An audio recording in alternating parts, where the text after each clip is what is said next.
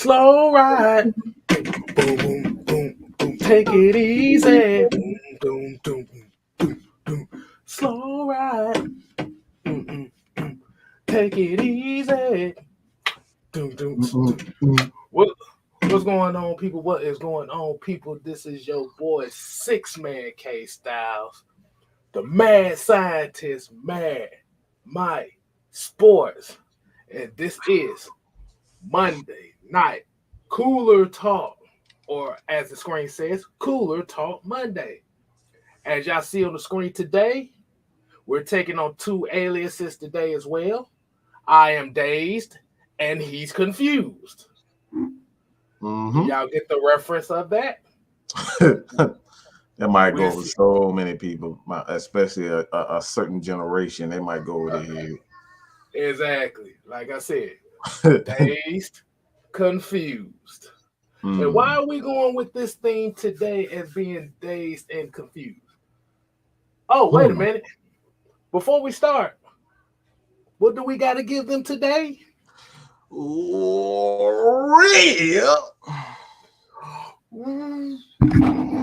roll call. Man, let's see who we got. Today's roll call's gonna be Joseph Thornton. We got Tavares Raven. We got the homie Noah Tyndale. Y'all make sure y'all show him some love. We got Pat Norris. We got D. Coleman, Jerry Bowie, Floyd Donnelly. We got Esekpo Basie. We got MVGs. We got Michael Walker, not that Michael Walker. Mm-hmm. We got Terry Lloyd. What's up, baby? We got one of my player partners and one of my homies. Let's get it, GA in the building. Let's get it. And we got Yeezy in the building as well. I guess. Hey, look. Yeah. Look, Floyd Donnelly said. Floyd Donnelly already called it. Oh, okay. He already know. He know the song. He know the song. Look, he know the song. Mm-hmm. But did you get where the movie came from? What movie it came from? Mm-hmm.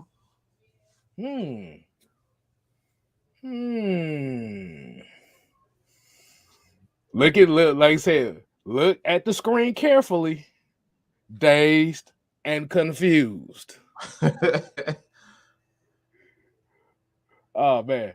Oh, since they don't know, we're just going to go ahead and throw it up. Okay, today we are dazed and confused. One of my favorite movies of all time. Mm-hmm.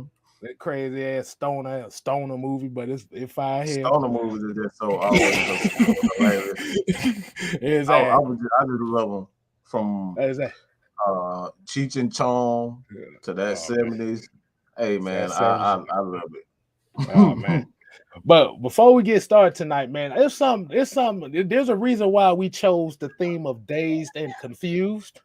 Because today social media kind of showed us something today that kind of confused the hell out of all of us. If y'all haven't seen it, let me go ahead and put it up for you. This is by Chris Hall. This was a tweet.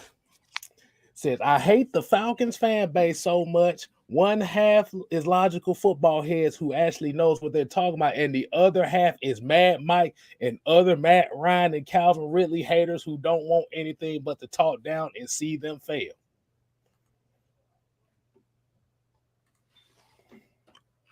Hold on. Question. I got a question for you, Mike. How the hell did you go from being... I'm trying to hold it in. Hey, look. How the hell did you go from being hated for liking Matt Ryan and then come around somebody hates you for hating Matt Ryan? Oh my God, man. Oh my God, man. Y'all better hit that like button, boy. That shit is Please hit that like button, man. Please. Hey, man. Hit over to Hey, look, Floyd. Six-man K-Styles, man. Look, Floyd said Falcons fans are used to being confused. Oh, man. Hey, I wanna ask y'all this before we start. How do y'all feel about that? How does Mike go from a Matt Ryan fan supporter and hated by one aspect of the fan base, and then all of a sudden now he's a Matt Ryan hater and hated by the other fan base? D. Coleman said that's a booty talk 12 type of comment.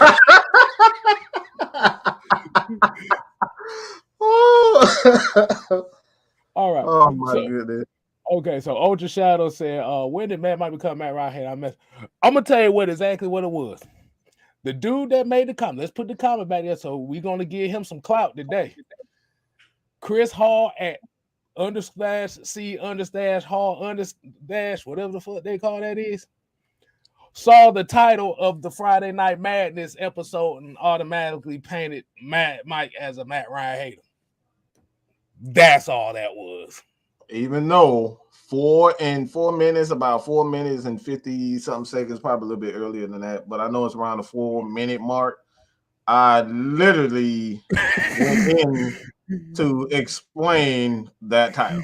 So maybe it was like, I'm gonna just say, look, every once in a while I like to play around with the titles just to see how people react. They did exactly what I thought they did. Exactly. If anybody took that shit seriously, need to really ain't really watched the damn show. I appreciate it, Ultra Shadow _. I'll just say _, whatever. Hell, he don't deserve. I don't know. he don't deserve _ for that comment. They'll talk about he just clout chasing. Oh, he gonna be famous after the night. I tell you that much. Hey, it's all good, man. Look, exactly. I'm good, man. I just like having fun, bro. People take it a little bit too serious a lot of the time. All right, so there we go. We did a little few-minute babble at the beginning. So, like I said, we definitely appreciate y'all. Let's go ahead and get right into it. And I know a lot of people have been hearing this news for the last couple days. Ooh-wee.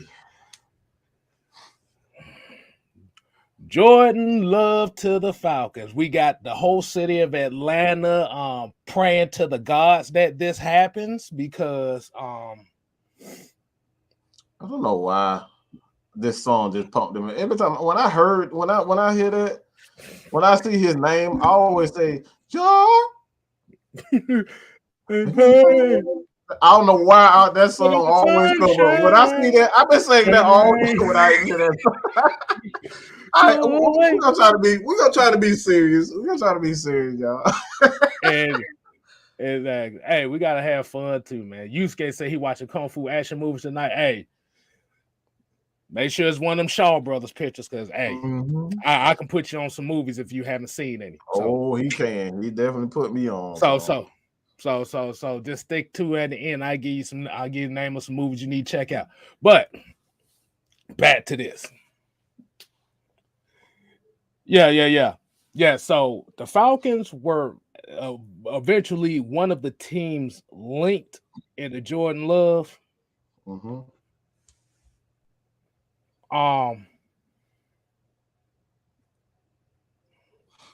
I'm looking at it and I see people already here talking about in Jordan we love. I like, if they motherfucking didn't see nothing after 2-3 years, what the hell makes you think he's gonna what the hell we gonna do with him?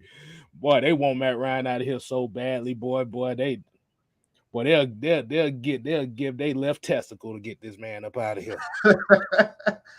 Oh my goodness, man. But what do you think? What do you think about this, man? Because it's just like I said, and there was another trade rumor that happened as well that we could talk about as well. But it's bad. Like I said, even if they contemplated on looking at it, it's a bad idea. And the reason, I'm about saying, the reason why, and the reason why I say it's a bad idea, and we're just gonna look at this from a perspective of what we're seeing. by trade, let's say if they do pull that trade off, this is not like a guy that you're getting in the second year of his rookie deal. You essentially really only have 1 year to find out if this guy is going to be the guy you want to deal with. He's already wasted 2 years.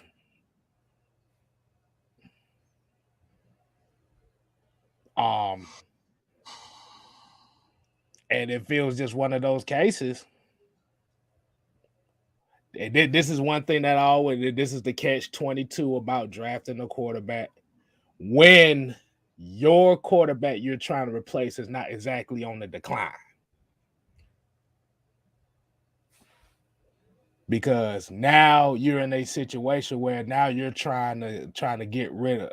We can consider him dead weight because now the Green Bay Packers saying they going all in on Aaron Rodgers. And Terry Lloyd, I agree with this one. He says this proves that quarterback and waiting doesn't work. Go get a quarterback when you need one. It don't always work. Like I said, for the Falcons right now, when you have more pressing needs than a quarterback, like I said, this is one of those cases where you could make a move like that if the team was already set and you already got pieces that are in place to where if you bring him in, the transition is not going to be so harsh because you still got to work on the offensive line. You still got to have weapons. You need a running game. The defense is still not getting pressure. So essentially you'll be setting him up to fail over here.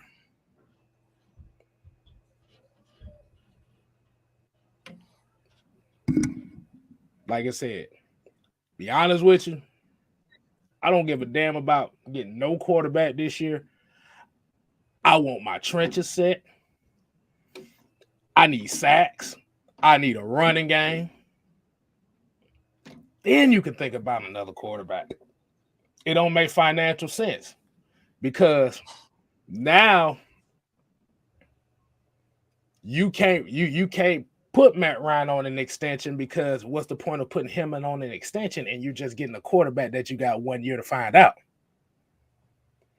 If you cut or trade Matt Ryan, you save $8 million on the cap. But there's a problem. There's a problem with that. The Falcons are $7 million in the red. We $7 million over the cap. So by cut, trade Matt Ryan, you're going to exactly get $1 million in the cap plus a $40 million dead cap hit. Forgot about that part, didn't they? No, the thing is, people don't really think about that part. And then you have to think about it too. We already in a $20 million dead cap hit now too because of cutting Dante Fowler, which people were talking about the voidable years.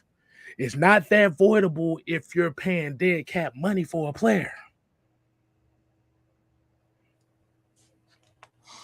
So essentially what would happen is if you trade Matt Ryan or cut Matt Ryan just to get rid of him, now you put this team in almost $50 million dead cap hit this year alone.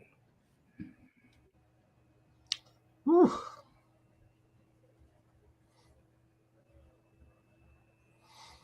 So even though we just looking at it at news, it's not a good idea right now. There's a lot of moves that's going to have to be made. There's going to be some moves that's going to hurt a lot of us. But they got to be made. You $7 million over the cap.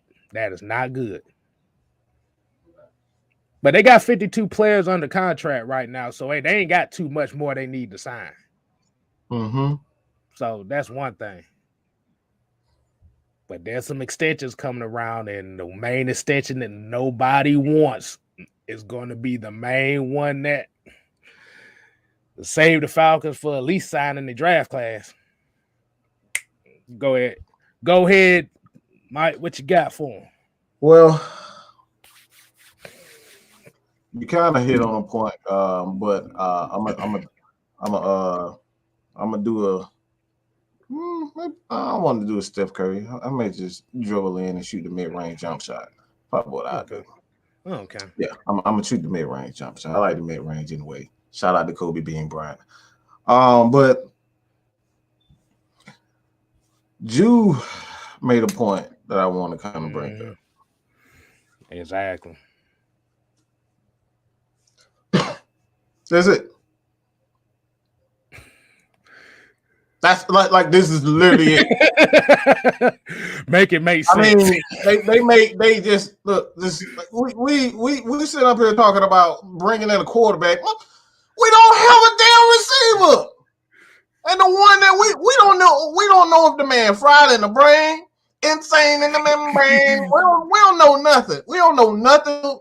What's wrong with this dude? Is his right knee okay? Is his left knee okay? How about them ankles? We don't know if his shoulders are intact. We don't know if he want to put on the jersey. We don't know if he's ready to retire. We don't know if his girlfriend gonna take all his money. We don't know what's going on with Calvin Ridley. We don't even know if Russell Gage gonna be back. We have no idea if the kid's gonna be back. A lot of these guys are free agents. Who the fuck we going to? Football is not that. It's not that difficult. Hey, wait a minute. Let me see. Whoa, wait. Ain't nobody there. Y'all remember in the Pro Bowl used to have them damn moving targets? That's what the fuck we gonna be playing. We gonna be playing. Man, Ryan be out there throwing through some moving targets out there. You talking about the ones with the one? You gonna talk about the one where you got the bullseye? You gotta put the blue chalk on there. Yes, that's who Matt Ryan gonna be throwing to next year. Y'all up here trying to bring a quarterback in. We ain't got no freaking receivers. What is going on, people? Football is not that difficult. Run the ball, stop the run. Occasionally get to the quarterback and get interceptions. It's simple. That's how you win championships. So all these people, I said this earlier, and I'm totally not against drafting him lower. If you can get more picks, so be it. But I always say this: you're not drafting guys. If you're a new organization, you drafting that cornerstone guy to be, a piece, to be that centerpiece, and you build around that centerpiece. The Falcons are not in that situation. They already have guys on the offensive side of the ball that are the centerpiece. Kyle Pitts is the centerpiece. You look at the offensive line. Chris Lindstrom, he's the centerpiece. The defensive side of the ball, you got Deion Jones, you got Foyer, you got Terrell, and you got Grady Jarrett. They're already the centerpiece. So the Falcons are not missing the centerpiece. Where I have an issue is, we talked about this earlier, is about the value at that spot. Is Jordan Davis really a value pick? Is Kevon, I don't know how the hell you say it. How the hell you say his name? Kevon Chason. No. Thibodeau. That's his name. Kayvon Thibodeau. Kayvon Thibodeau. Like I said, I talked about this earlier. Is he really a guy that can be one of those players that has multiple skill sets? Now we know he has multiple skill sets in college, but is that going to translate to the NFL? And these are the things that we talk about. So I know a lot of people are like they look at Jordan Davis and say, "Oh, he can't rush the passes." So how do we know that? How do we know that in the NFL? How do we know that Kirby just wanted him to just be that guy that they plug up? Kirby could just wanted him to be that guy. We've seen coaches hold back players. We've seen Richard Seymour play plenty of positions. He changed up his game every 2-3 years. He wanted to be a run stuffer. They put him on the edge. Excuse me. They put Richard Seymour on as to be the nose guard, the nose tackle to stop the run. Like Richard Seymour is one of those guys. I always say even Reggie White. Reggie White was everything. There was nothing he couldn't do. He played every position. He played every position well. These are the things we talk about, value picks. And I said earlier, when you look at the Falcons already have guys with skills. So I know it's not ideal, but when you drafting the guy Jordan Davis with that athleticism, on top of being, in my opinion, the best run defender in this game, he's going to highlight Grady Jarrett. He's going to highlight Fourier. He's going to highlight Dion. He's going to highlight Ogundeji. Like, they got pieces on defensive line. The Falcons issue Marlon Davidson. You got to throw him in. Throw him in also. You know, the Falcons have pieces, but the issue, they don't have that guy that's going to, you know, force one-on-ones with Grady Jarrett. Let's just be honest. We don't have that. And I'm not sure if Thibodeau is going to be that guy that's going to force teams to not double team Grady Jarrett. That's like, I know we're talking about what he is in college. We know what Thibodeau, and he definitely can be a guy with his athleticism, with his overall skill set. I think he can be that guy, but we don't know that for sure. What I do know for sure is that man is 6'6", 350 pounds. I do know that for damn sure. Okay. But let me one more thing that I wanted to address. I got to get this off my chest. So just let me prepare. All right. Hold on. Woosah. I'm all right. I'm woosah before I even get to the point. All right. But woosah.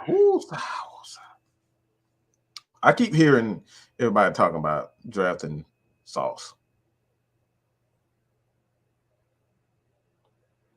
Why? How the fuck we gonna pay him? Wait a minute, say that again. How are you going to pay Sauce Gardner? Do y'all realize how much corners get paid in this league? Even if your ass is above average, you getting $50 million.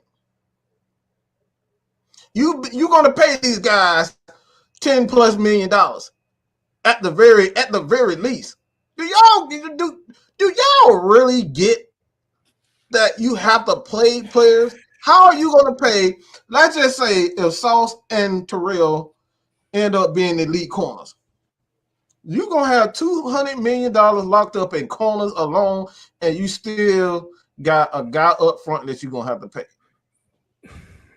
That's the same thing that got us in trouble to begin with. We paid Keanu Neal, we paid Ricardo Allen, we paid Desmond Trufant, and we paid Robert Alford. We put all our money in the secondary, and we still didn't do a damn. This is a repetitive cycle. This is why I get so irritated when I hear, "Oh, we're going to take Sauce at."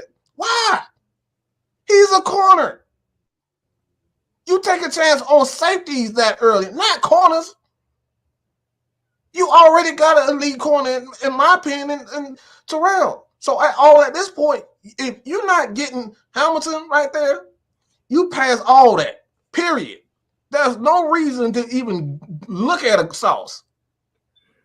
Yeah, because I about to say, if you draft Sauce Gardner and you don't want to repeat that same mistake, you might as well kiss AJ Terrell goodbye. And you might as well kiss that pass rush goodbye. Because, like I said before, you can have an elite secondary, but if your front seven can't get no pressure, and you see, we had okay secondary, and you seen games last year where the opposing quarterback had 8 to 10 seconds in the damn pocket.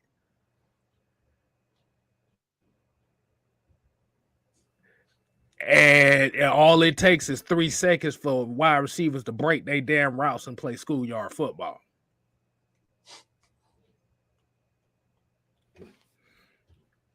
Drafted all these secondary guys just so we can end up in the same exact spots. Exactly. Like, that's the same formula that we adopted under Thomas Dimitroff. The same formula.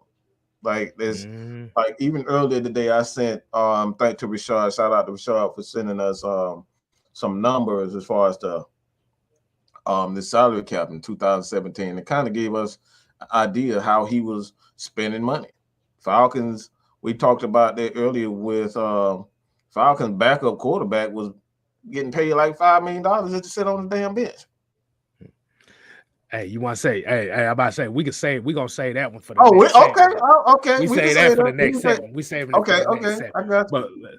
But like and like you said, getting back kind of to that corner thing.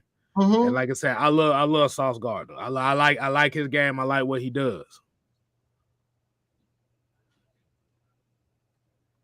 But the secondary wasn't a big issue last year.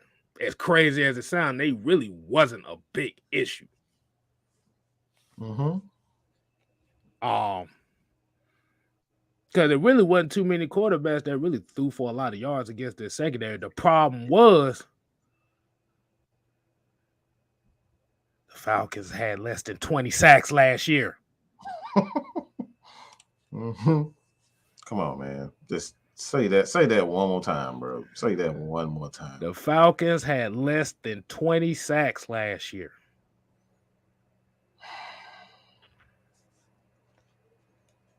I'd rather the quarterback get hit in 3 seconds, and I'd rather the quarterback rush to make a decision in 3 seconds than sitting in the pocket for 8 to 10 seconds. Mm-hmm. Telling y'all right now. But I saw a name in here, and I actually had to go and take a look. Mm-hmm. I know Drew True Statement asked who would I take at 8, and I see Gigi says Kyle Hamilton at 8. Who would be drafted Devontae White in the second round? Let's say if they don't go the Jordan Davis route. Mm-hmm. I already said Devin Lloyd is a possibility at the first pick. There's actually a name that I actually took a look at since that show, and I would not be mad if they do it.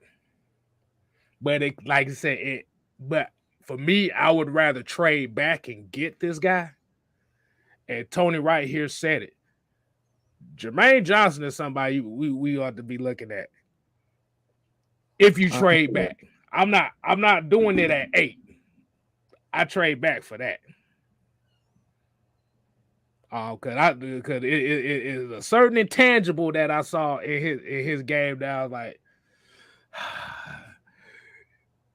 he sets the edge better than Steven Means. I was like, that ain't hard to do, but goddamn. No, but he's got a certain intangible that I do like, and I will explain it in a future video. Let's just say this motherfucker is the little engine that could. That motherfucker's the Energizer Bunny. I'm just gonna say that.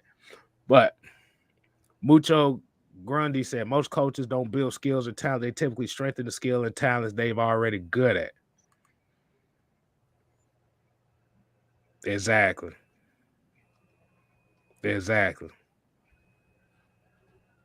Yeezy said this is the price we pay for passing on TJ Watt. Don't remind me. Remember, they traded up to get Tat McKinley, and TJ Watt was the next pick. Remember that. Well, he traded it up for a guy that was already hurt in college. Think it's like he came out with injury. We couldn't even get him in training camp. He was already hurt. It's the stuff that Thomas Dimitrov did. Right. But yeah, getting back to the title at hand with the Jordan Love thing. Hell no.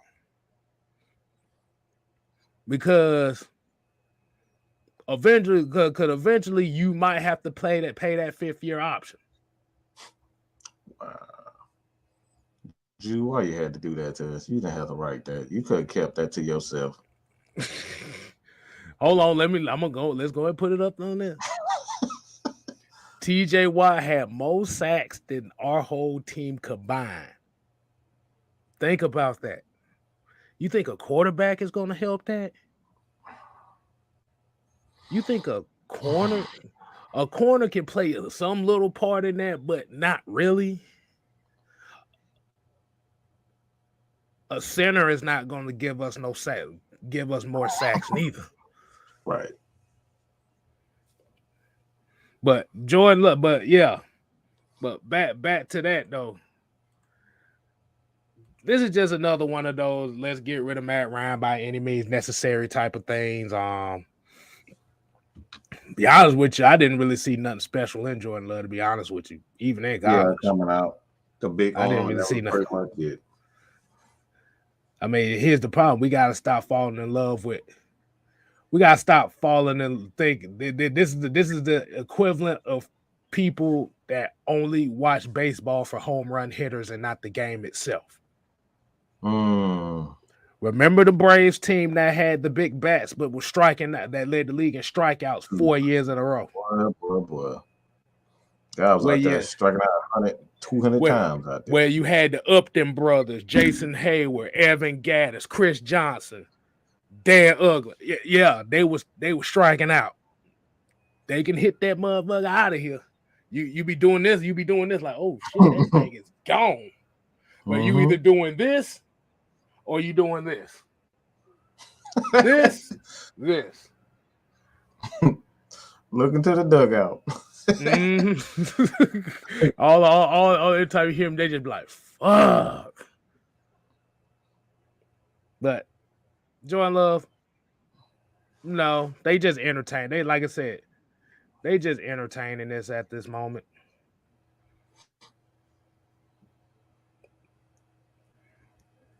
Hey, that's not lit. Go ahead, Mike. Go ahead. It's, at some point, we just like my thing is you got to keep in mind that the Falcons are in a position much like the Packers, the Patriots. The Patriots, nobody's talking about the Patriots' salary cap issues because they were reckless with their spending just this past year. A lot of guys that they signed as free agent, Njoku, I believe it was Njoku, the tight end. They signed him to like a deal. N'Keal Harris, like he didn't pan out. Like a bunch of guys that they signed in free agency, drafted, those guys didn't live up. So now they in like cap hell. They can't do anything. So they have to wait and kind of, do things the proper way. Because if they don't, you're gonna set your team back, 3 to 5, sometimes even 10 years, trying to, get back to that point. So the Falcons gotta be real smart. They gotta be real strategic here.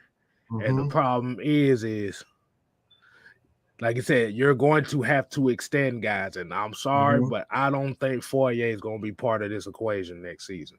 It's just the money. The money part ain't going to let it happen.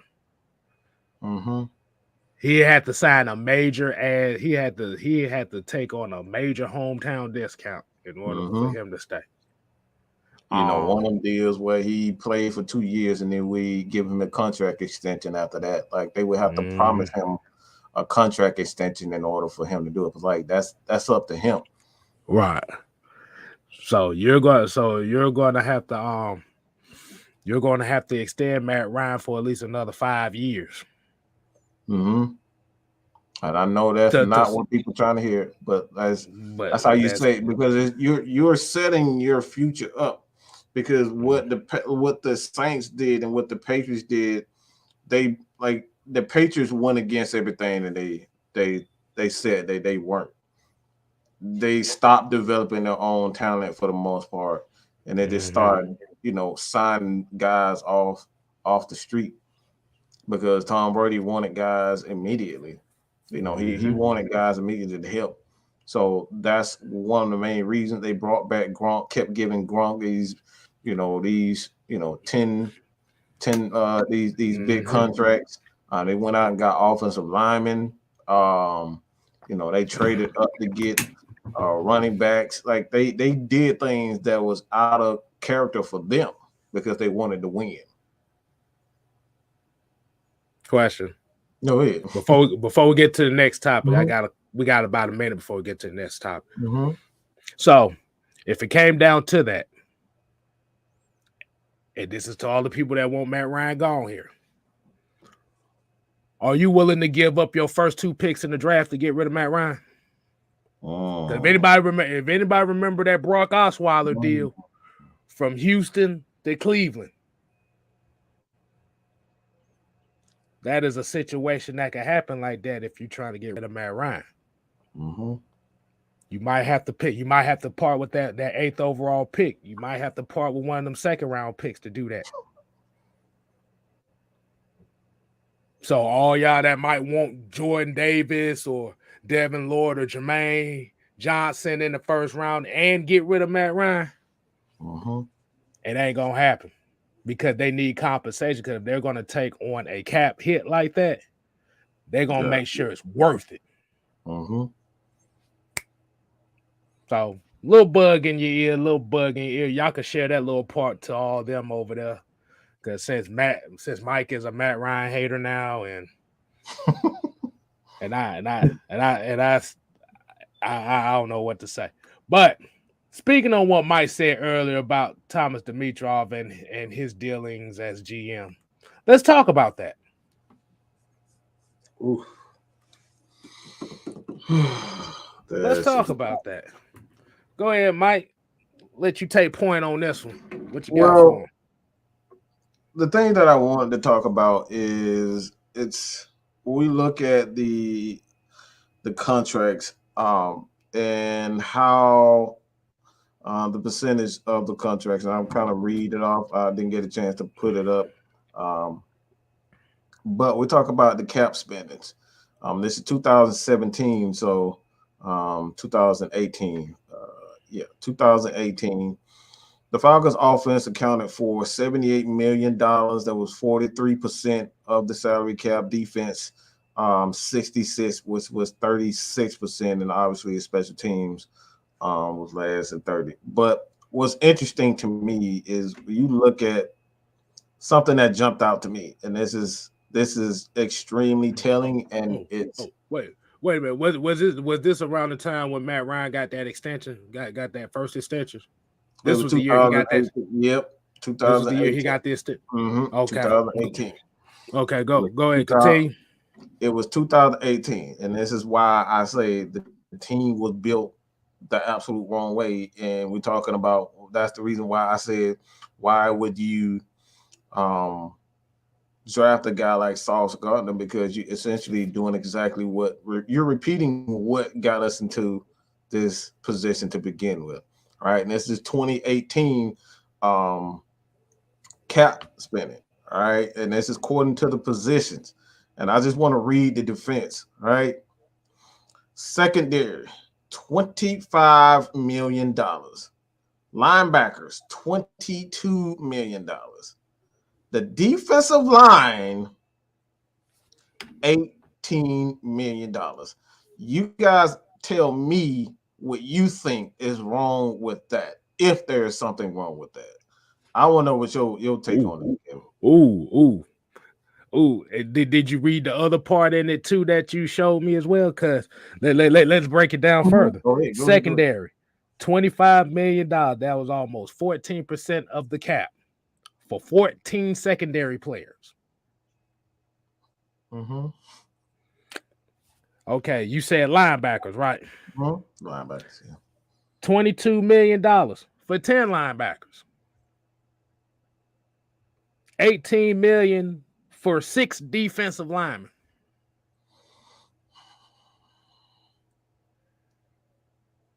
That's 30 players right there. Almost, let me see, 47. Yeah. Close to $66-67 million right there. And there's the one that kind of intrigued, and it intrigues me because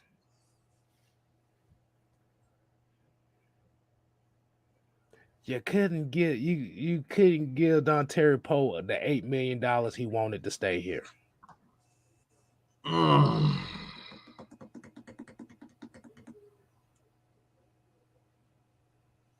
Now you see where we're going with this.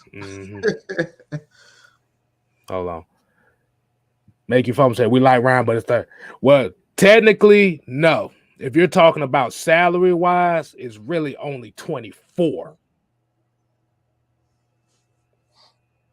But the problem is, and what the people don't realize is when people say, okay, $48 million dead cap hit, that's not how much he's making. That's how much everything total comes up to. because most of his money goes into bonuses. Bonuses, yeah. I was just about to say that. That's what towards the end of the year. Like you get MVP bonuses once you've already been to that point. So that's why a lot of teams, quarterbacks like Matt Ryan, Aaron Rodgers, Tom Brady, they have these escalators, so they can afford to take a smaller salary because at the end of the year they know they're going to get X amount of opportunities to throw the ball, and depending on how the team is constructed, you would see the team will actually take away quarterback opportunities so they can save themselves at the end of the year of not paying such guys. And quarterbacks are fine with it because at the end of the day, they're going to get their money. So I know a lot of people are saying themselves like, oh, $35 million for Matt Ryan, that's not going to help us. Well, the way the cap is designed, the quarterback position is one of those positions where it's designed to actually help every organization. It's just not it's not just a Falcons thing. You want quarterbacks to be able to have those big salaries because you can move those big salaries around and help, from year to year, create space for other people. That's how the Falcons end up being able to keep a Julio Jones. They'll be able to keep a Deion Jones, and like ultimately we were able to keep Calvin Ridley because Matt Ryan ended up doing restructuring. Jake Matthews restructured his. So I know a lot of people are saying right now, at this point in time, I know I was gonna get you with that one. I know I would get you, but that's I'm gonna let you finish, but I just had a thought. So we talk about his money and how much and how it was detrimental to restructure his contract. Do you realize if he hadn't restructured his contract, Grady would not have got his money. Deion wouldn't have got his money. Julio wouldn't have got his money. So we wouldn't even be talking about these guys being on the Falcon roster after 2019. But it's very interesting though. Why would a quarterback have to restructure his money? The only way a quarterback really restructures the money if the team spending is in the garbage. We ain't talking about the $60 million on James Carpenter and Jamon Brown. We're not talking about the $40 million on Robert Alford. We're not talking about the $50-60 million on Desmond Trufant. These were contracts that didn't even finish out. These was contracts that had 1-2 years left on the deal before they cut them. So you have to think maybe. So in the reality, from what a lot of people would say is he should have been gone from the Falcons after the Super Bowl. Do you want to be the first do you want to be the franchise known for getting rid of a league MVP the following year? I mean, if we rewind it back and we play that again. I mean, to be honest, you would have been a team that get rid of the following year. You got rid of depending on how that Super Bowl went, a defensive MVP, because Grady would have like 3.5 sacks, almost 4 sacks in that. And then if Matt Ryan doesn't decide he want to, restructure his deal, like all those guys, we would have been forced to even trade those guys because we seen what quarterbacks do. Kyler Murray is like, that dude is pitching a hissy fit because he ain't getting his guy. Like I'm finding out that's the reason why he upset, because he didn't get his receiver. Well, you know what I'm saying? Well, look at this. He came with this one. In hindsight, restructuring doesn't help the team. Well, man, hold on. Let me say it like this. So if you don't restructure it and you don't make the salary cap requirements, you lose draft picks, you get fined. You're going to have to get rid of, like, maybe you got to get rid of all your core pieces. So the only person that's going to be left is Matt and Kyle Pitts. I mean, like I said, if you don't restructure Matt Ryan, you want to get rid of the whole team? If we put the link in there, I want to specifically hear from you. Okay, make you fumble. Like, please, I want to specifically hear from you. I want you to. We need. I want him. I want specifically him to explain to me how restructuring is literally called restructure. Okay, so explain to me how restructuring doesn't help the team. All right, so we're gonna go ahead and do it right quick. Make you fumble. I'm gonna need you to hit that link. So I think we kind of in the impasse because I don't know. We probably don't know what the hell we talking about. So right, I need to be educated on that. I need education here. We need some education. We need some one-on-one education because from what I'm seeing, if you don't restructure him, you can't sign the draft class. We literally just had that. You gotta get rid of everybody.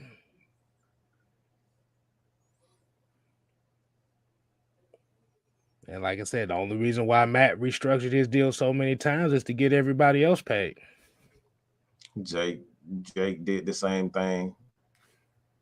And I think Debo he did it twice. He did it twice last year. Mm-hmm.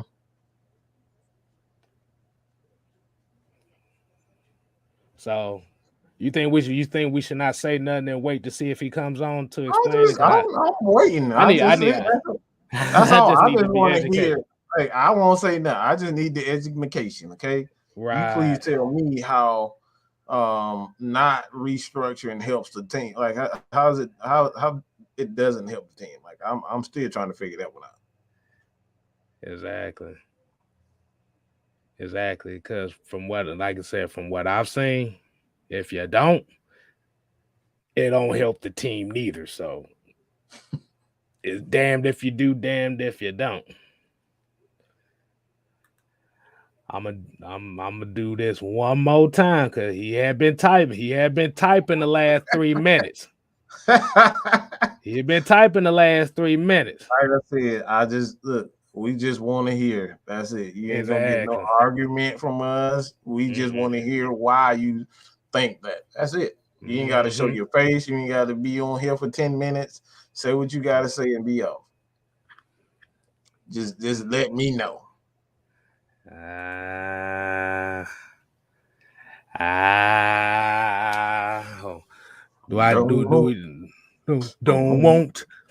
don't want coming down with the light, don't see it. I don't want, he don't want, and I don't know what you got for me. You never got nothing as a guy wanna be, and everything is living there, no. See. We got 30 more seconds. He said he would love to join, but he at work. It seems like that's the what? Is that the damn common theme? I was about to say, boy, you must not be doing too much work over there if you sitting here typing while listening. Come on, man. You could have typed that yourself. I think what he's saying is about restructuring and signing garbage players. How the fuck do we know it's gonna be garbage players? Bro, it's garbage player. Hell, it'd be if you can sign anybody at this point. God damn it. Nah. We know you were going to come on. Dang. Yeezy. Nah, hey, man. I know you want to come on, God damn it. God damn it. That you want to let them on? Because that was just gonna be for you that. got 5 minutes easy to say what you like I said, we gonna get you next time, we homie. We go get you. We want to give everybody else a chance that feels as though that yeah, we need a couple new faces here. We got Ali in the building. Yeah, we promise we'll get you, bro. We'll get you. Exactly, we got you. Ali, what's up, man? Hey, what's going on? Ali? I'm just here for entertainment. I'm just here for entertainment, and for just to throw a few jokes at the people over here. I mean, I don't know if people like know math or like I don't know people they go like how math works basically. Should we start like with the 1 + 1 = 2? I mean, I don't know where to start right here. I don't know where to start. There's a certain budget, and you can't go over this budget. And if you go over this budget, you get fined, and that's why we restructure. Does this make sense? That makes absolute sense, but like I said, I don't know if these folks want to lose draft picks, boy. All right, let's just say, all right, we got $10 to play with, okay? Okay, $10. We got 5 players on the team. All right, we got $10 to play with. $10, okay? 5 players. 10 players. We can get $2 to this player. All right, what that leave us with? That leave us with $8 for 4 more. We got $8. So one player got $2, and we're trying to have one of the most explosive offenses, right? Okay, we're gonna get another one. We're gonna get another worth for another $2, probably even $3. Let's just say $3. Okay, so that's $5 that we allocated. All right, to one side of the ball just for two players. All right, and we can either give them 50 cents, we can give them a dime, we can sprinkle it on there. But at the end of the day, what I'm trying to say with basic math, some players are gonna cost more. All right. Mm-hmm. And we still have those $10 to play with. All right. And it's 10 players. It's 10 players that we can fit under or over. We can decide to give one player $9, or we can decide to give him, $2. But at the end of the day, that $10, you can't go over it. You can't go over it. You got to stay under that $10. And if you go over it, guess what? Well, I'm following along. Keep going. I'm following along. They can decide to just say, all right, we're going to take it away from you. You can literally have your team taken away if you consistently go over that $10. Okay? Hey, I could imagine if people start thinking like people that think like that. I could imagine if they think like that and they go into the draft. Mm-hmm. And they get the player that they always wanted, but the NFL said, "Nope, you can't afford them. You can't afford them." That's it. It's like going to the store with $10. Arthur Blank has money. But Arthur Blank has money. What do you mean you can't afford him? But Arthur Blank has money. Boy, they're gonna be taking out PPP loans and all kinds of shit trying to pay for that.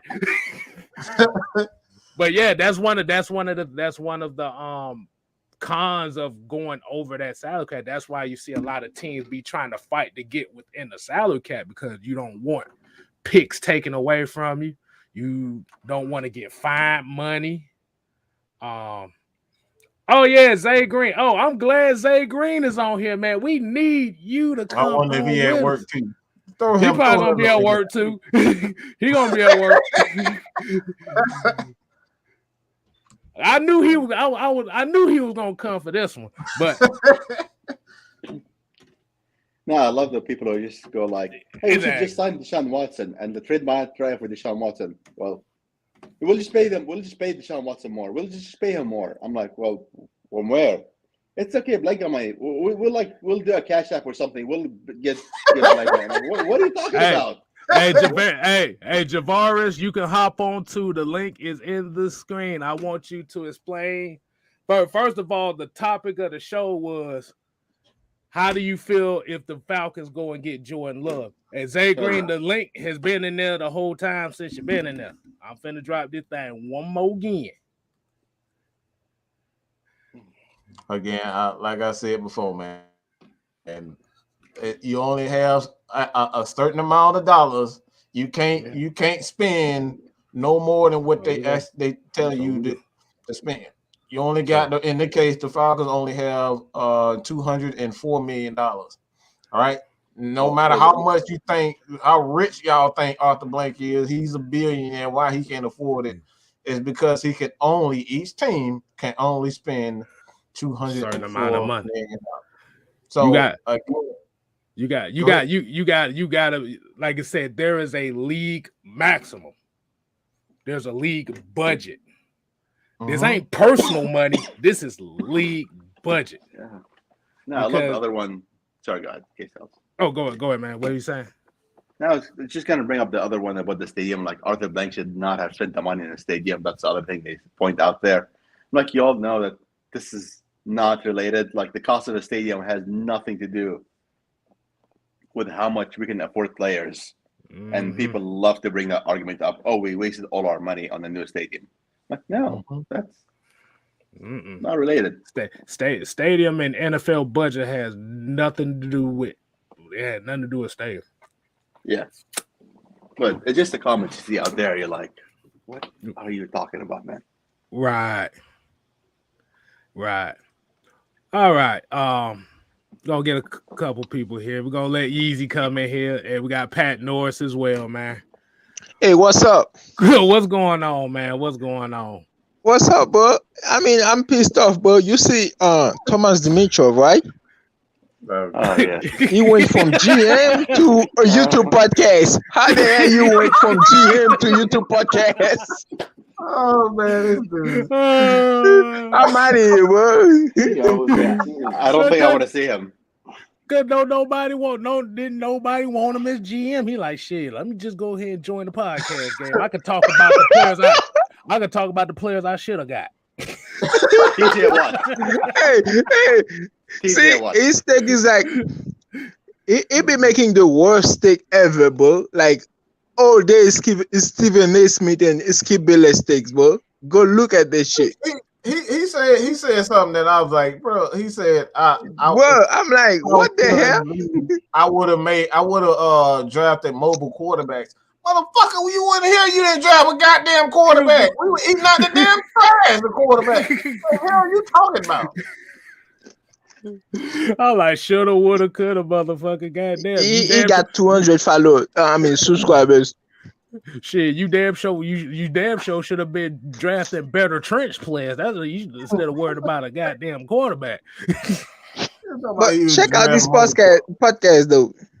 Y'all guys make sure y'all check his podcast out. I don't know if I want to check that out. I don't even know if I really want to watch it. I mean, if you want to laugh, man, check it out. I don't want to lose brain cells. You know, honestly, I like having enough brain cells I have right now, so I'd rather not. Hey, remember, dude said drop the link. The link been dropped twice. I don't think he knows how to use links right now. I don't. All right, Pat. Let's get Pat. Okay, Pat, what's going on with you, man? What's going on, fellas, man? I've been trying to get on here for the longest, but I'm glad I'm able to get on now, man. Hey, I think restructuring is going to be the necessary thing for us to do with Matt Ryan and whoever. I think this just, my problem is that everybody complaining about the 30, 25, 30, whatever that we paying Matt Ryan. The Dallas, Dak just pimped out Dallas Cowboys for $75 million. $75 million, and we complaining about 30. I think that he pimped them out. 75 mil. I'm just saying, I think we good with what we got, and I think sometimes, man, we just, I don't know what I think we kind of brain dead too much about everything, man. Especially about when it comes to money and everything. I think people just want them gone and just want to suffer and just don't care about really how this team is going forward. Because I like the regime. Honestly, a lot of people who say they want Matt Ryan gone. I mean, like on those Facebook groups, are Saints fans. I mean, look at them. They say like their favorite, LSU proud, or they post pictures. I mean, they post pictures of. Sorry, there's some static noise. LSU proud for Burrow and Jamar Chase, which I get their Bengals, but the proud state of Louisiana. I'm like, y'all are Saints fans. Like, I'm not convinced y'all. You're just like sabotaging Saints fans. I'm convinced of that. Could be, man. Hey, it could be. Exactly. Yeah. Remember, sports fans are fickle as hell. Not all of them, but there's a lot of them that are fickle as hell, boy. They'll turn on somebody in a heartbeat. But like, go ahead. Sorry, go ahead. I was gonna say, I know this personally. I know a lot of former Falcons fans during the Bucs game. They were wearing Bucs jerseys. Like, I've seen those people. I've known them personally. In 2016, they were the biggest Falcons fans.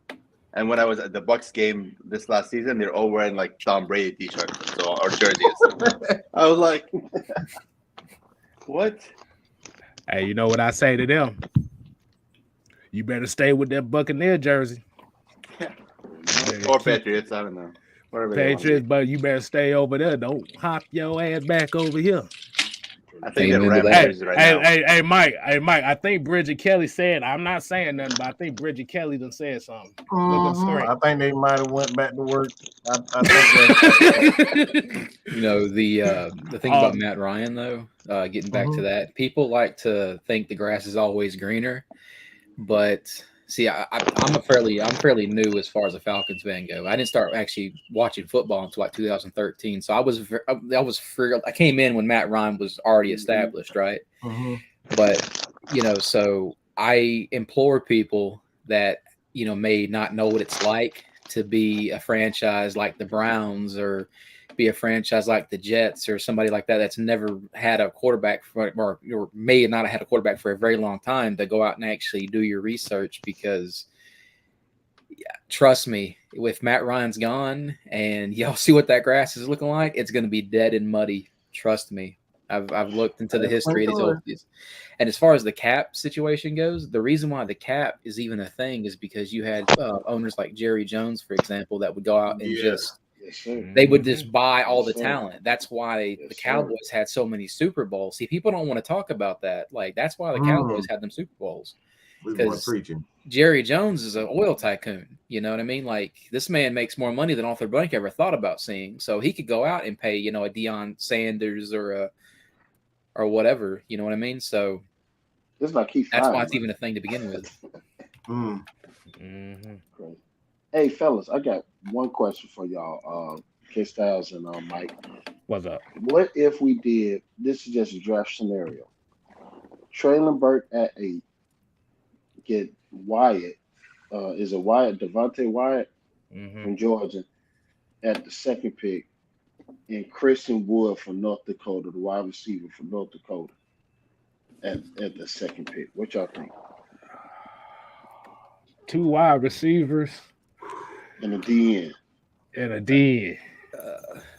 I'm going to be honest with you. I think the little bit of cap money they will have, I see them actually going out and maybe getting like a wide receiver 2 in free agency, or at least a 3 or somebody.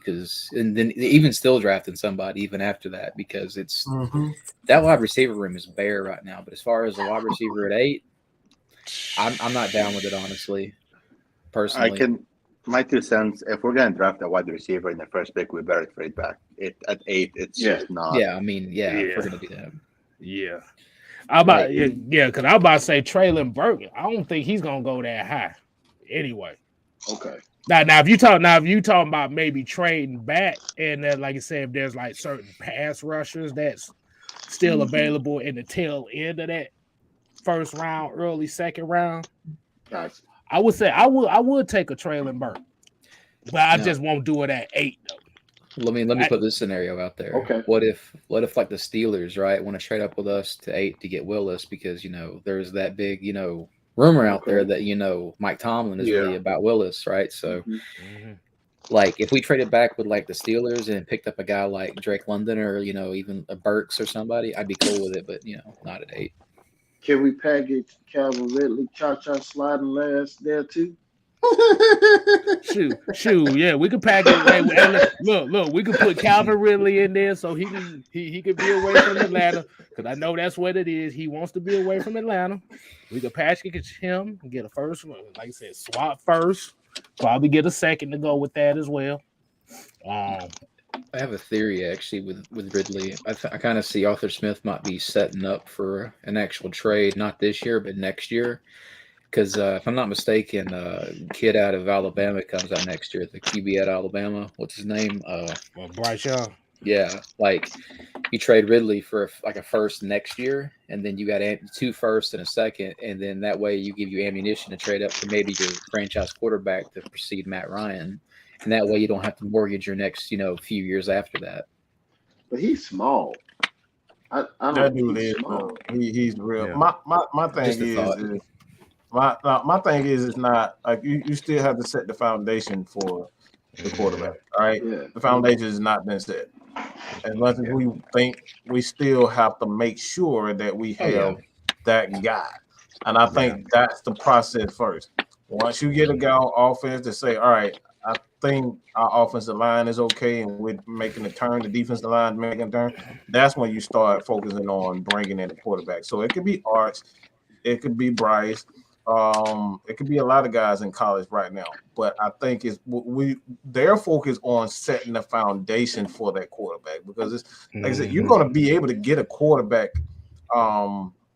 when Matt Ryan goes, because like one thing that you want to do first is make sure the contract is set, that's in stone. So when you bring in the quarterback, it was like, okay, this is how much I can allocate towards the draft class, and if I decide to let Grady's contract, kind of expire, Dion contract expire, Fourier if he's here, his contract, and then all right, what we're gonna do when AJ Terrell contracts what we're gonna do with Caleb McGarry's contract, what we're gonna do with Chris Lindstrom, what happens to Jake Matthews, like these. Look, nobody wants to talk about all the other moves. We just want to bring in that one guy, and then we forget that we still got other players like Chris Lindstrom, who's going to get stupidly paid. He's one of the best guards. He's one of the best fucking guards. I got a question. That man let zero sacks through last year. I got a question. Hold on. Go ahead. Go ahead, Vic. Go ahead. Look, Brad, what was that next point you saying? I was just saying that Chris Lindstrom literally allowed 0 sacks last season. This man was a nightmare for defensive lines. But yeah, as far as the Ridley thing goes, that was just kind of like a little thought experiment I was having. You know what I mean? Potential, maybe something that could happen. Ooh! I got something. I'm gonna easy. Let me get this out right quick. Can you imagine bringing in a quarterback and not only having nobody to throw to, but nobody to protect either? Can y'all imagine that? And maybe the ones calling for that quarterback can jump on and they can, catch the ball or something, But the thing about it is, are they really ready for that? No. We can say we ready for it, but are you really ready for that? See, the thing is, you could have Peyton Manning back there, but if he's getting sacked every play, doesn't matter. It's just it doesn't matter. Yeah, so. And the thing about I was saying. Go ahead, Jesus. I was saying, you was talking about contract. I was saying, take Caleb McGarry out of the equation. Jalen Mayfield and Martinez, they all need to be gone. No, we're not. I don't let shots go. I don't let people shoot shots and run. I'm talking about all players.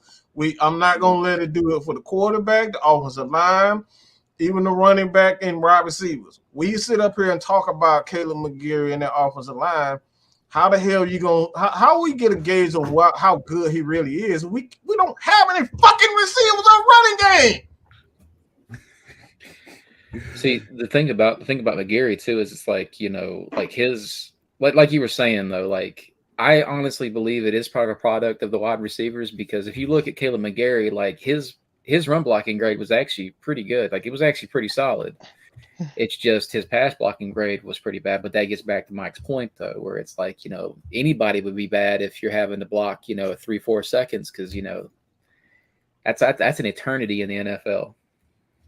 We don't have a running game, nor do we have receivers. Yeah, and we're trying to pick at our offensive linemen. Like that's just. Mike. Hush, please. I need the people. I need about 10 seconds of silence. I need everybody for 10 seconds to don't say nothing and really think about this. We don't have a running game, nor do we have wide receivers, and we're picking on our offensive line. Just think about that. All right, just 10 seconds. Hold on, let me see. Hold on. Sorry, but what if we had the quarterback that can run, How about how would we say that? Just to bring out the stupid argument.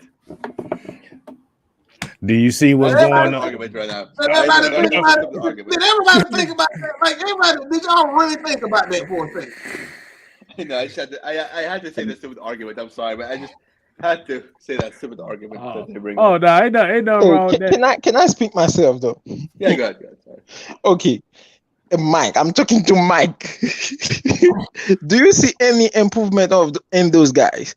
Because I saw like a film that you is filming a film of Caleb McGarry. Until you answer this question, all right? What is the offensive line is going to do with no running back? We don't have a number one or a number two.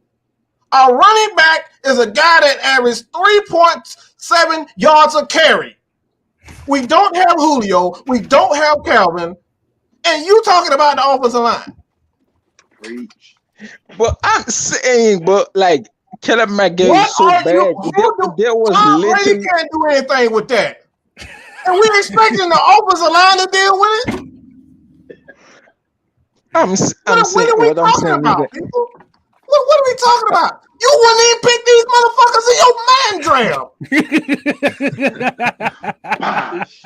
What I'm saying is that you expect Caleb McGarry. You expect Caleb McGarry to block for that? Like, what? Man cannot even pick up a blitz. There was literally a dude in front of him. Cannot block him. Let him pass by. What school did Christian Blake go to? Right off top. Nobody damn knows. Okay, I'm like, who the fuck is that?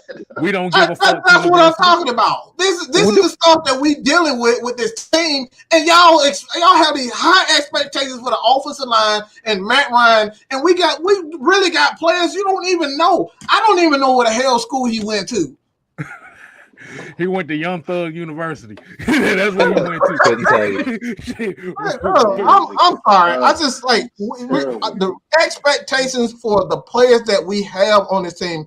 It's just like it's so high when these guys just aren't very good.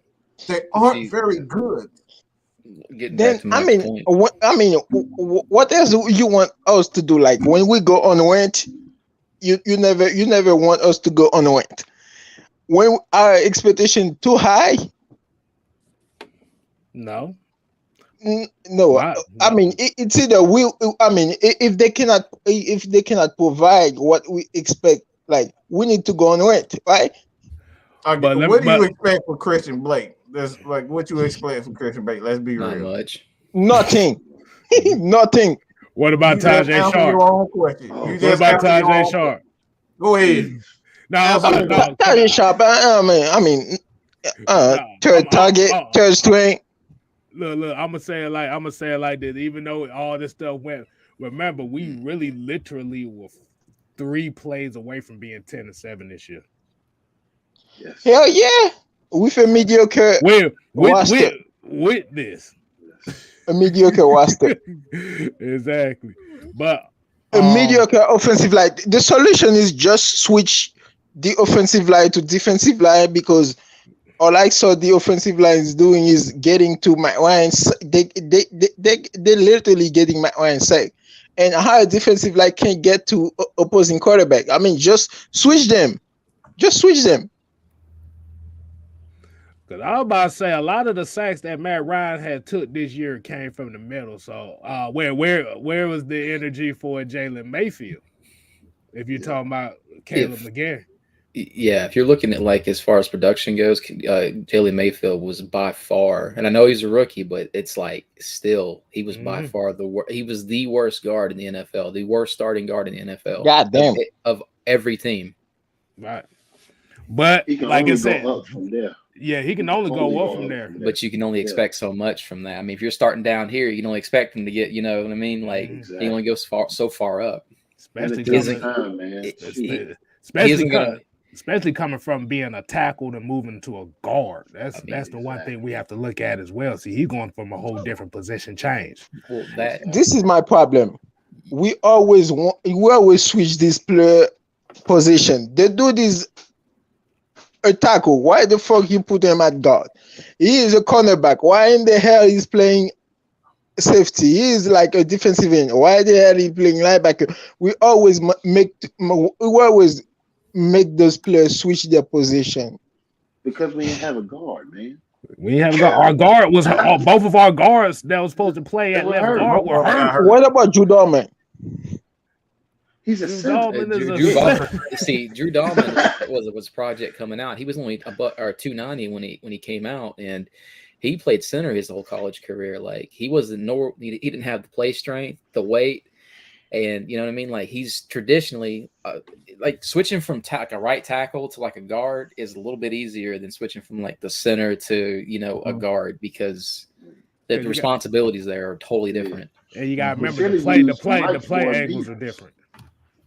We should have used Beavers. That was Mike's boy. One day really good leg tackle. Yeah. I mean, he played guard. He played in that spot. Why not? We could have got him off the practice squad, put him in, and let's see what he can do. Right. Yeah. So really, like, and then you said put Drew Dahlman at guard. Didn't that defeat the purpose of switching the damn positions you were just complaining about? I mean, if you look at the snaps Dahlman had at center, I mean, he was even having trouble at center. Like, yeah, he had a couple of good snaps. But there was a few snaps he got blown up. Like you could tell he still needs to be in that weight room. Yeah. So. You'd have had a skinnier Jalen Mayfield basically at that point. Right. Because you have to think about really outside of Mayfield, like especially if he's been rated as bad as he's been this year as far as rating wise. It wasn't like he had like a string of like 3 or 4 games where he was just like completely awful. It's just that the game that he played, he just looked that bad. Because he's still trying to learn how to get used to going against those speed rushers on the inside. Because we have to look at the mindset from a tackle to a guard. Those are 2 different angles that you have to take account for. The thing that beat Mayfield this year was speed rush, rips and swims. That speed rush is what killed him this year. So by having more experience at that left guard, see, he know that's why I said the first year you would expect a guy to get their ass whooped. Oh yeah, that's the whole purpose of being a rookie. You're going to get your ass whooped. Everybody doesn't come in right away and be Quentin Nelson. He was drafted. I remember when. Sorry, go ahead. Go ahead. I'm done. This time you. Good stuff. Go. I mean, as far as the Mayfield goes, like I think he'll be a serviceable, guard in the NFL. It's just it takes him a little while to get adjusted because you have to also realize this is a brand new scheme. This is the first year Hennessy was starting, and he was still learning how to call these plays that Arthur Smith is going to run at the line. So a better calls from him potentially could elevate Jalen Mayfield because then he'd have a better idea what's coming at him. So you got to look at it from that point of view too. I was gonna say, if I remember, fronts, that's another thing too. This is where we're talking about you got to be real with your expectations. Like I understand that you're talking about Mayfield's struggle, but Mayfield was probably one of the only a few guards in the league that were comfortably seeing 8 and 9 man fronts. We're talking about consistently seeing those fronts. The Falcons, after they lost Calvin Ridley, were consistently seeing 9 and like a lot of times even 10 man fronts. They were saying 10-man fronts because guys just could not get open whatsoever. So when you don't have that space that a Julio, that a Calvin Ridley can naturally give you, just what their, speed, you're not going to, you're going to put, especially guards and young guards, you're going to put them in a position where they're indecisive. They don't know to slide here or slide there because this guy's crisscrossing, and you got to watch for the guys. Their eyes are all over the place. So this is the reason why I say you have to look at the talent around him. If these guys are still struggling with the Julio, with a Calvin Ridley, the Hopkins, if they're still struggling at guard with those guys creating the space, like I actually did you guys follow me on Twitter. I put a lot of videos up as far as just highlighting certain plays and whatnot. And this is what I put. The Falcons' space completely changed when Calvin Ridley came out. Nobody respected anything that we did as far as the receivers. They brought everybody up to the line, and then when you have that condensed area, there's only so much offensive lineman can do because they're constantly being – those A and B gaps are constantly being placed. So this is why this dude's head is spinning. A lot of these guys' head is spinning. Mm-hmm. Go ahead, K-Style. Go ahead. I agree. But I said I'm gonna go ahead and bring a couple on. Okay, Easy coming back on. Gentlemen, thank you for the opportunity. I'm head on now, man. Oh, bro. No problem, man. Hey, man, definitely come back on whenever. They appreciate the love, man. We family over here, baby. You got that right, Easy. Exactly. But yeah, it's Mayfield. I think Mayfield will be fine. Like you said, he done got used to seeing more of this, like kind of like the speed rushers and the bull rushes and stuff. I think he'll be fine. And like I said, McGarry, this is gonna be kind of like the last year for him. As far as the prove it year. Because the thing is, you don't want to just get rid of him until you know exactly what you got. Now it could be better. Yes, it could definitely be better. Oh, they are looking at tackles also. Like, exactly. Tackles is they're going to draft a contingency plan. Oh, absolutely. And that's what teams that's trying to win do. Teams that's trying to change culture. You're looking for contingency plans, as they say. The plan is to move to Grady to tackle right now, other than McGarry. That's what I would do. Have him play both defense and offense. Hey, maybe he'll be a good, solid nose. We don't know. I'm looking. I mean, right now, I would trade back probably in like the 10s or like maybe around 15 to get me a defensive tackle. The second, I'm picking a defensive lineman again. And I'm picking a wide receiver. But I mean, this offseason, we don't have to go all the way in this offseason. We could actually like get some dudes off the books, like the Julio Jones. We're still paying those dudes. James Carpenter, we're still paying those guys. I mean, keep improving, hitting the draft. We don't have to mess this draft. We can't afford to mess this draft. No. Can we? No. Like I said, the thing is, if you got to get one. You got to find a way to get one of these pass rushers. Yeah, because we definitely need one of those. Yeah, this is why I say, and like my first to pick got to be defensive lineman. Remember, the old regime. I mean, I feel like NFL owners actually so impatient. Arthur Smith got to clean up the whole mess that the old regime left for him. So he got to spend like 2 years cleaning the whole mess that Dan Quinn and goddamn Thomas Dimitrov left for him to clean. I mean, you're not wrong. And then, like, after 2 years, right? Give him some time. After 2 years, this is where he got to start establish his regime. He got to hit the draft. The old regime always draft boss after boss after boss. I mean, none of these players we have in this team right now, maybe 4 players in this team date from 2018. Maybe 4 of them. DeMonte Casey out. Keanu Neal out. I mean, if you're looking Goddamn at Jalen Collins out.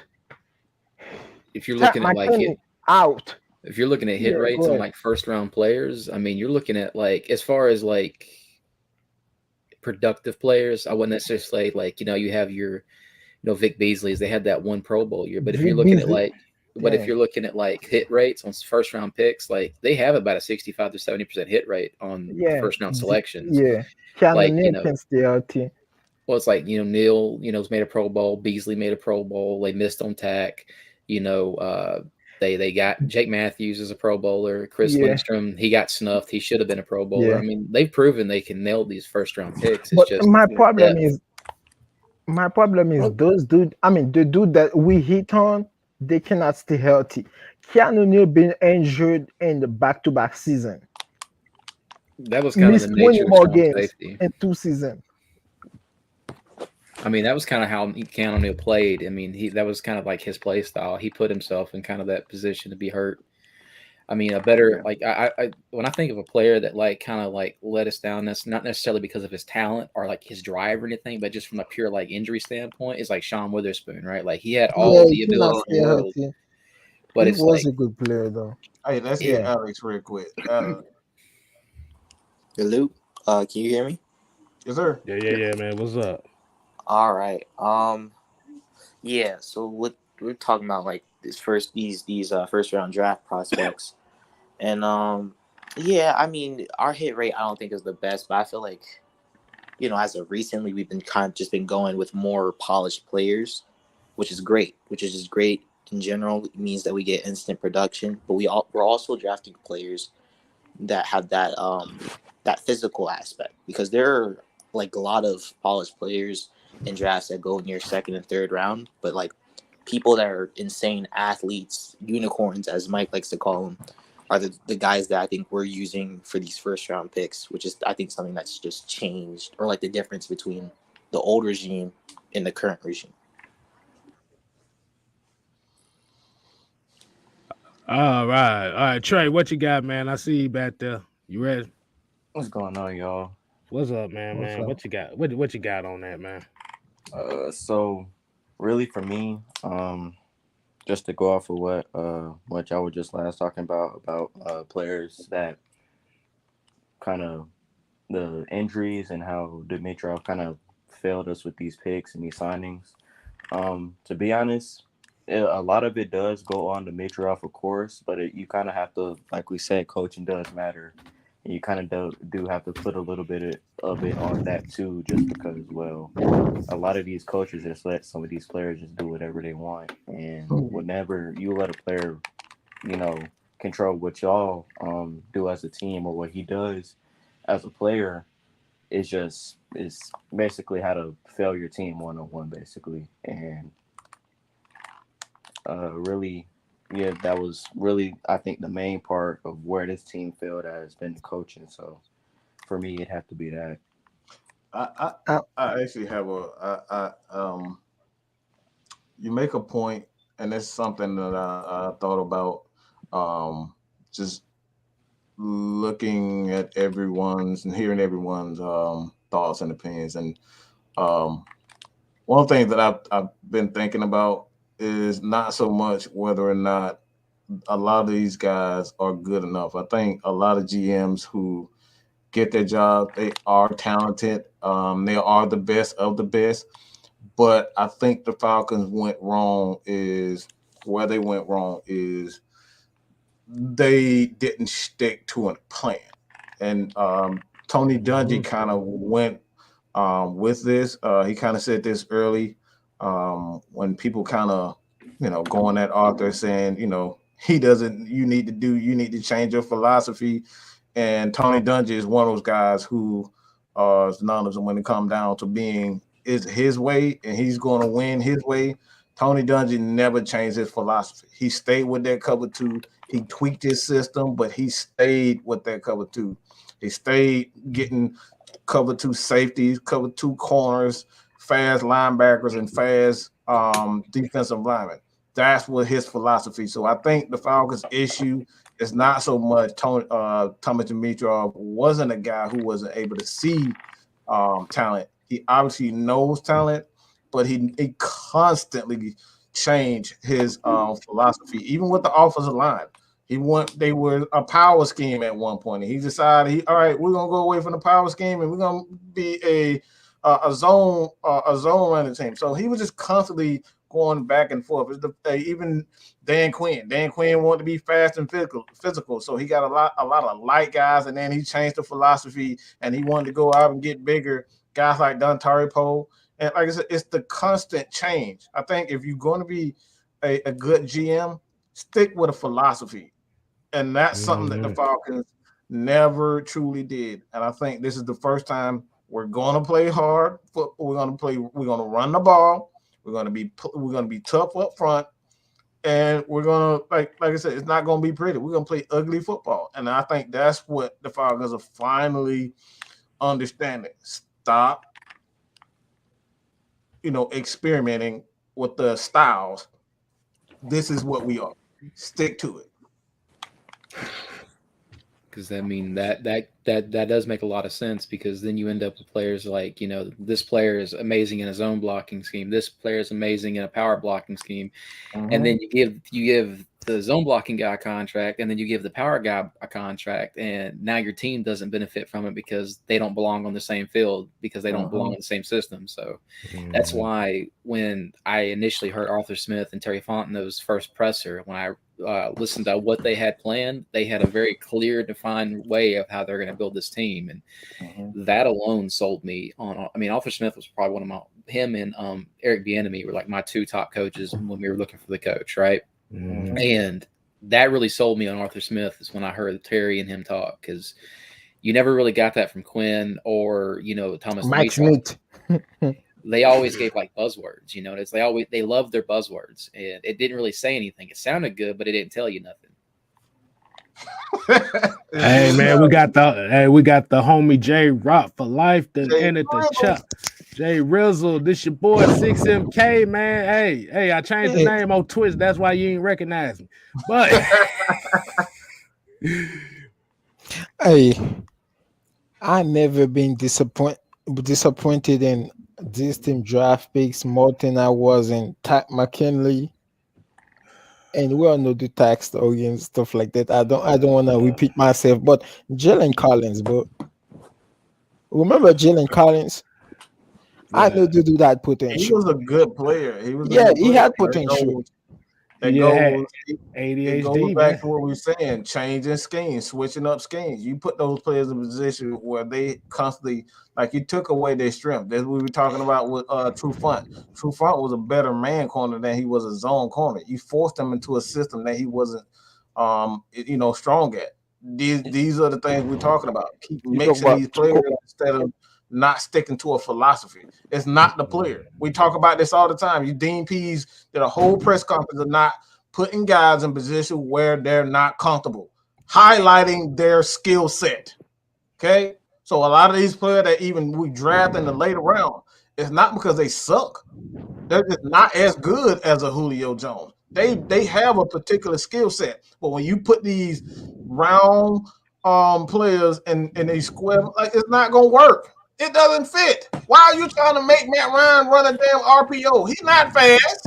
These are the stuff you got Vic Beasley trying to stop the run. That's not what he does well. He gets out to the quarterback. Use his speed.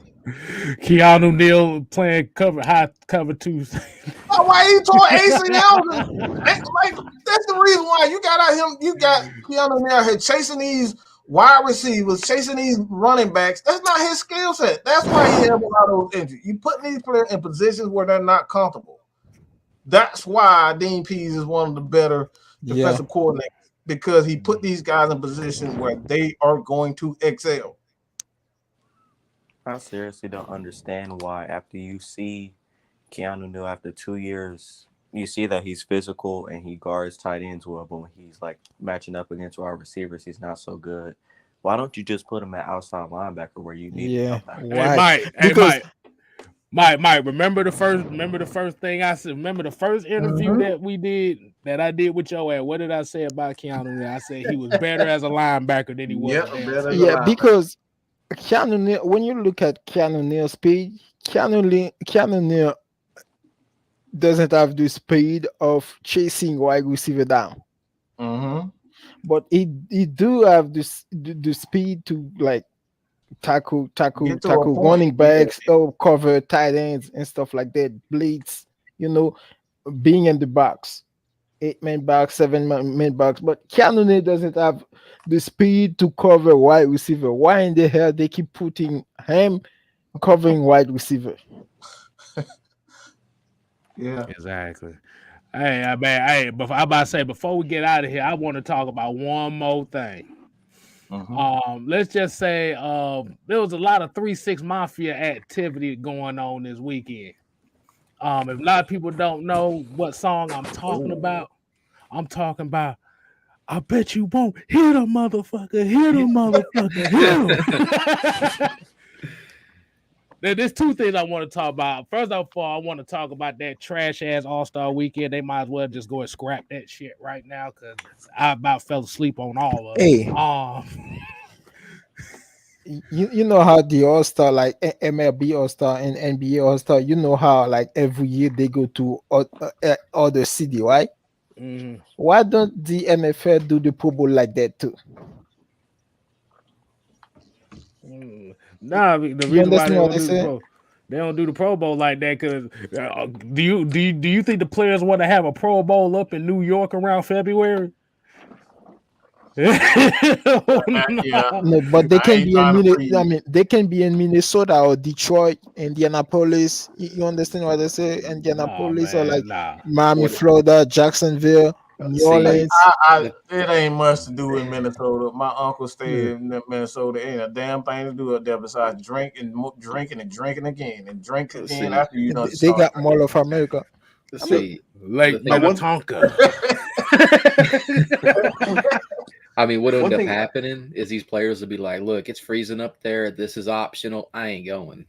Exactly. It'd be that simple, right? Exactly. One thing I wanted to bring up before we end the call, too, if you don't mind, yourselves, is go ahead. Do your thing. We talked about the draft in general. Who should people who should probably look into and draft. But what about in the free agency? Who are some key players y'all think we should target in free agency? With what money? Robinson from Chicago, I think he'll fit perfectly in this offense. He doesn't have great hands, but he knows the system because Regone is the one that helps design the pass game. He's the pass game coordinator for the Atlanta Falcons. So a guy like Robinson will fit perfectly with the Falcons. He's not a guy that's going to blow you away with speed, but he's big. He's what I would describe. I'll say a Michael Jenkins athleticism with Brian Finneran hands. If you understand what I mean by that, Brian Finneran was a sometimey. You see my head down, right? Brian Finneran will have certain games where he catches, and then he'll catch all the hard ones, but the easy stuff he'll drop. That's Robinson. So I think he fits perfectly with the Falcons, man. The Falcons wide receiving, like they don't do a lot of, they're not. It's basically a system catered to guys who can run after the catch. If you can run after the catch, you're gonna be a good receiver in this offense. Or go with Deshaun Jackson. Deshaun Jackson. Yeah, he might get his leg broken in this system. What do y'all think of Juju? Nah. I like it, but I don't want to worry about being on TikTok. Like, I think they would be clashing immediately. Yeah, this team, our culture is like a drama-free culture. We don't want that BS down here. Yeah. I remember in training camp when Arthur's why do you think Vontez Burfict ain't down here? That would be the perfect linebacker for this system. boy. Why you think What he ain't down system? here? What system? For the defense. We can stop the one. I mean, we can stop the one, and then 15-yard penalty for fucking unsportsmanlike contact, red zone. I mean, look, that's why I said that's the but part of it right there. That's the but. It's about to get a reaction for our fans. But they love him down here, right? I mean, but they love him down here, right? They say they want some goons down here. That's the ultimate goon. That's what we settle for these days.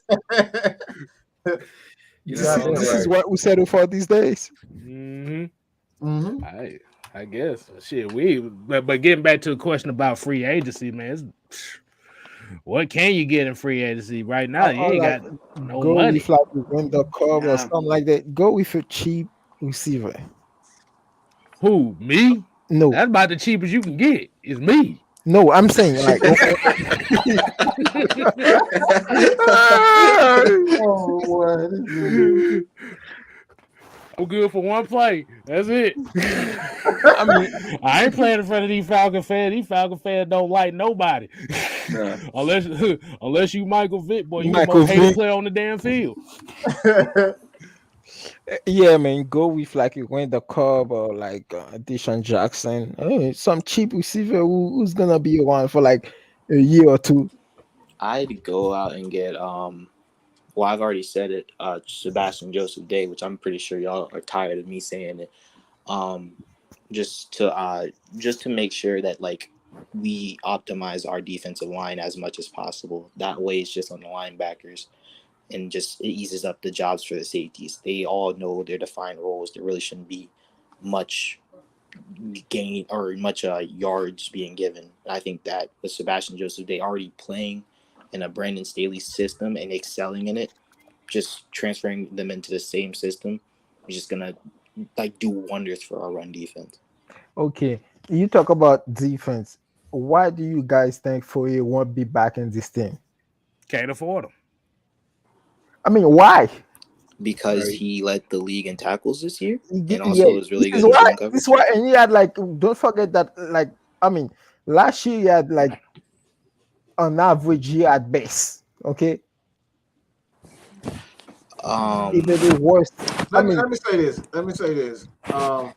I said because he led the league in tackle. That's it. That's why we cannot afford the dude. No, this is why. Why?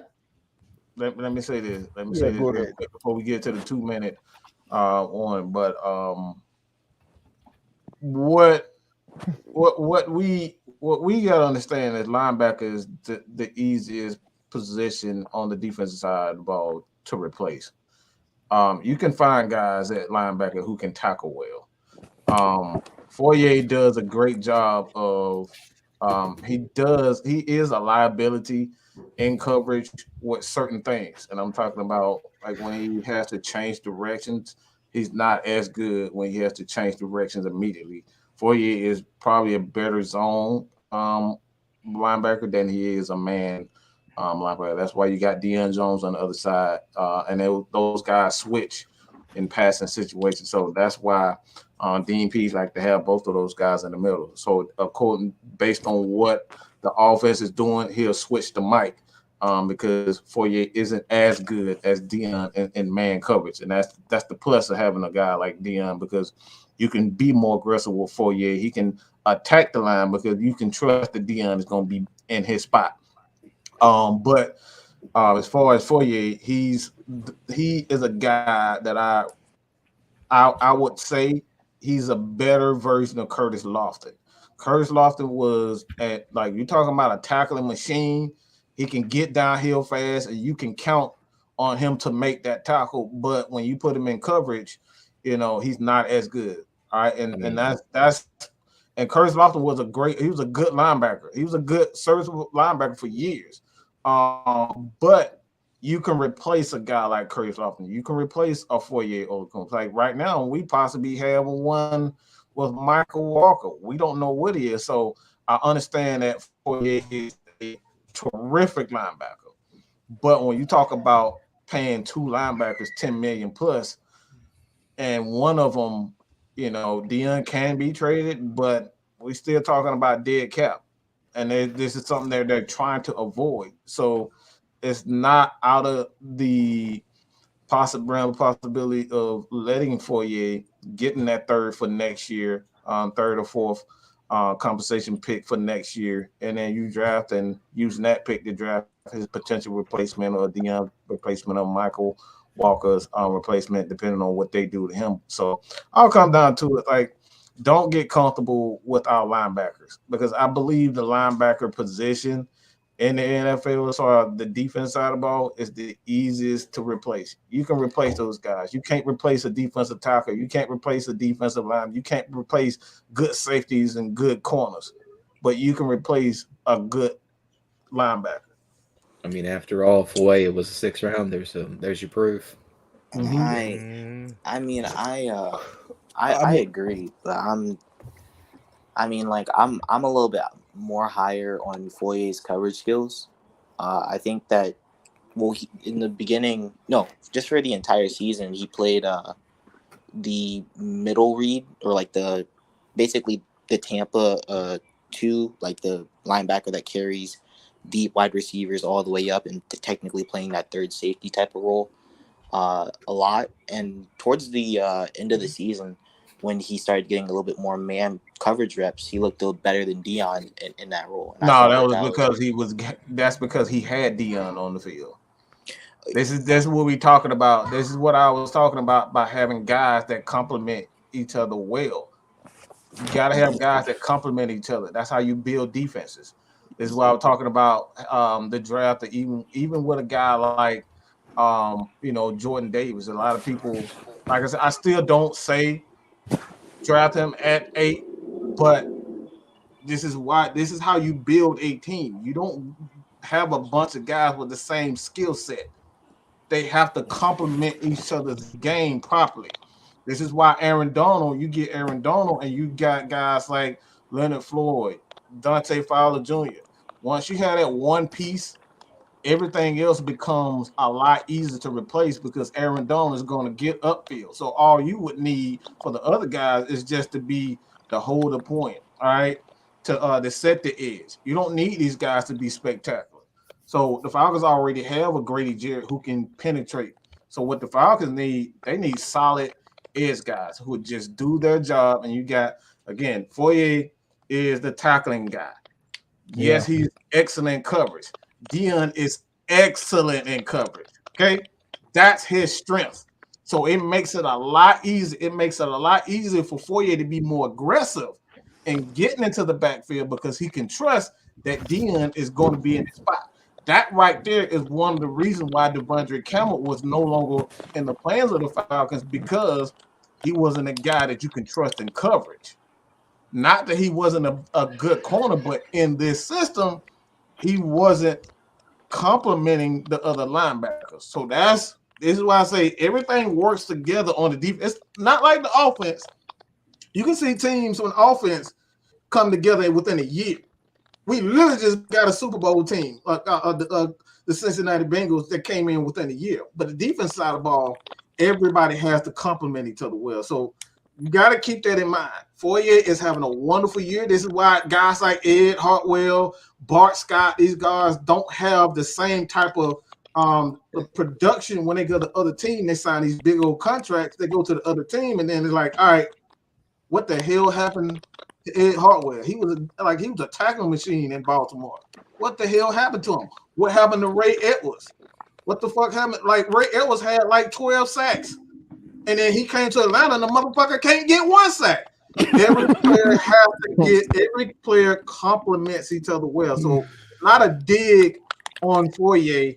It's about the system and how many with the players around you that complement each other well. I mean, look at it this way. I mean, let's just say they do let him walk. You got a very productive linebacker, and you turned a 6th rounder into like a 3rd rounder. That sounds like a win to me. You see how, like, the Cowboys, they use Michael Parsons and like rushing the quarterback, covering a tight end, running back. We can use Deion Jones the same way.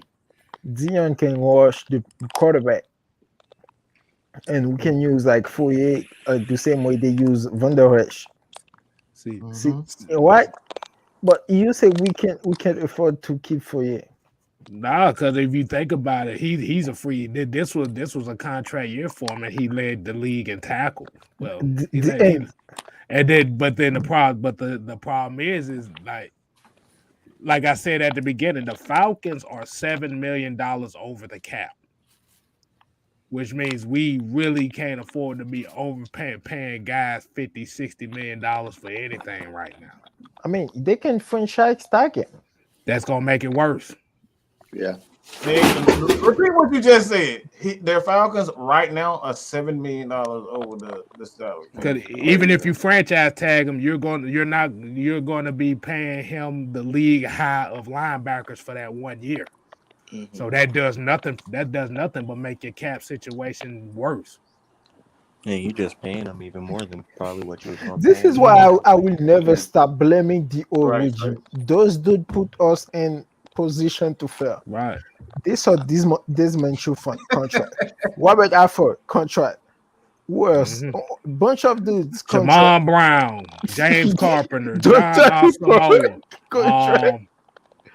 Like I said, Devontae Freeman. I'm really surprised they're reaching out to me and give me a contract, goddammit. I mean, there's a reason why Thomas Dimitrov's doing a podcast.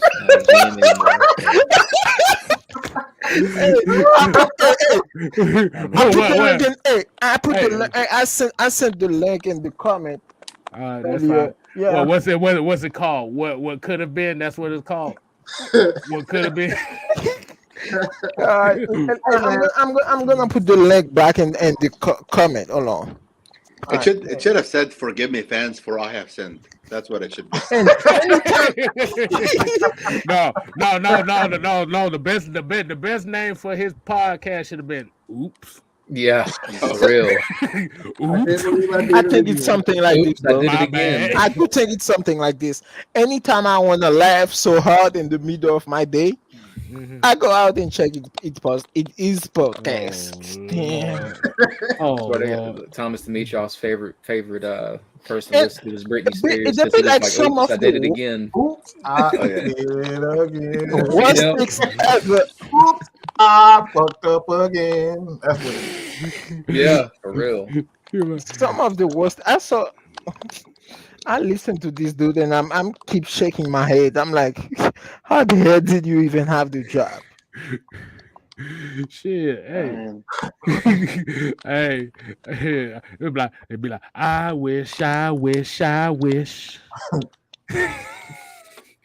But yeah, man, let's go ahead and start winding it down, man. We appreciate everybody tuning in. We're gonna get our last 2 minutes in. Go ahead, fellas. Whoever want to start off. Yeah, this guy, good-looking hunky, just started now, like when we were ending. I mean, I don't know, like. Oh, they always cut. They always wait till the end of the stream to come on. And remember, we had 2 of them that turned down links, turned down 3 sets of links. So, and magically, they boss called them into work. Well, that's what. But that's the crazy thing is like it's always the same thing, but you typing all every 2 minutes. You ain't doing shit if you typing every 2 minutes. I know. I got a job. Right. I'll wait till after I get off of work to watch. Well, to be typing in my stuff.